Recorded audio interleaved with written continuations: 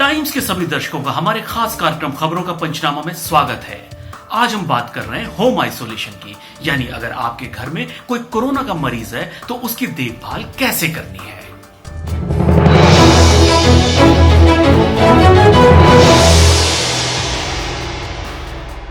Corona virus के मरीजों की संख्या तेजी से बढ़ रही है। इसमें बिना या कम लक्षण वाले मरीजों की संख्या ज्यादा है, जिन्हें होम आइसोलेशन में रखा जा सकता है।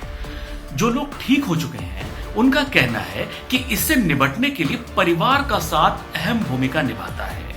इस कड़ी में जानिए कि जब घर में कोरोना का पेशेंट हो तो परिवार को किन बातों का खास ध्यान रखना है। मान लीजिए आपकी या आपके परिवार की कोरोना रिपोर्ट पॉजिटिव आई है, ऐसे में घबराएं नहीं।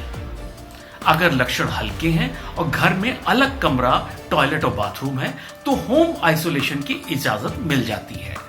डॉक्टर्स की टीम 17 दिनों तक संपर्क में रहती है, वरना कोविड केयर सेंटर में आइसोलेशन की व्यवस्था की जाती है। घर में 55 साल से बड़ी उम्र का कोई सदस्य, गर्भवती महिला या cancer, asthma, diabetes, high blood pressure, दिल की बीमारी से पीड़ित शख्स हो तो उसे किसी दूसरे घर या फ्लोर पे शिफ्ट कर दें।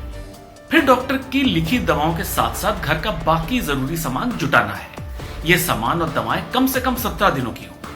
इसमें 80 से 100 ट्रिपल लेयर मेडिकल मास्क और इतने ही जोड़ी ग्लव्स भी शामिल करें, ताकि आइसोलेशन के 17 दिनों में कोरोना मरीज और उसकी देखभाल करने वाले सदस्य को मास्क की कमी ना हो।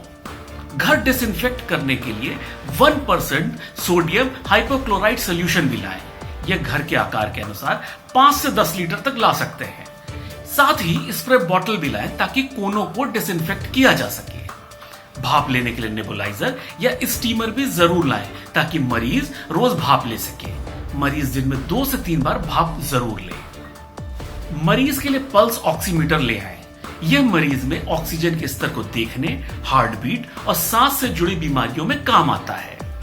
वैसे ये 1000 रुपए के आसपास तक का आता है, लेकिन दिल्ली सरकार इसे मरीजों को मुफ्त मुहैया करा रही है। इसके साथ बुखार को चेक करने के लिए थर्मामीटर भी लें।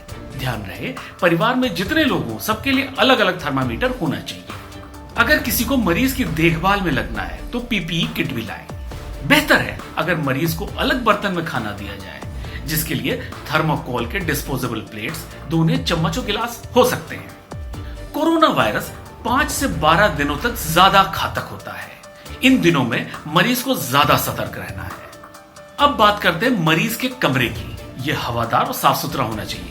अगर कमरे में एसी हो तो वो सेंट्रलाइज ना हो और ना ही और किसी कमरे में उसकी हवा शेयर होती है। मरीज के कमरे में अलग रंग का डिस्पोजेबल बैग रखें जिसमें वो कचरा डाल सके। उस बैग को 1% सोडियम हाइक्लोराइड सॉल्यूशन से डिसइंफेक्ट करके डिस्पोज करें। ध्यान रहे, मरीज को 17 दिनों तक अकेले आइसोलेशन में रहना है। ऐसे में उसके कमरे में मनोरंजन के लिए TV, radio, transistor, laptop, mobile वगैरह रखा जा सकता है। परिवार का जो शख्स मरीज की जिम्मेदारी उठा रहा है वो ट्रिपल लेयर मेडिकल मास्क और ग्लव्स लगाकर ही मरीज के पास जाए। काम पूरा होने के बाद वो खुद को भी डिसइंफेक्ट करे। ऐसे वक्त में साफ सफाई के लिए 1% सोडियम हाइपोक्लोराइड सॉल्यूशन का इस्तेमाल किया जाना चाहिए। मरीज तक खाना पहुंचाने के लिए कमरे के बाहर टेबल रख दें और खुद हट जाएं, ताकि मरीज दरवाजा खोलकर खाना उठा ले। मरीज के कपड़े को ग्लव्स और मास्क पहन के धोएं। पहले गर्म पानी में डिटर्जेंट और 2 ढक्कन सेवलॉन या डिटॉल डालकर कपड़ों को भिगो दें।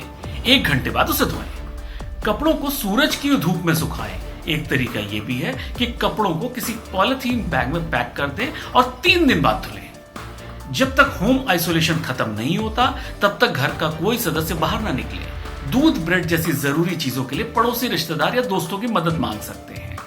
तो आज के लिए सिर्फ इतना ही। इंतजार करिए खबरों के पंचनामा के अगले एपिसोड का, क्योंकि यहां हम रखते हैं हर खबर पे पैनी नजर। नमस्कार।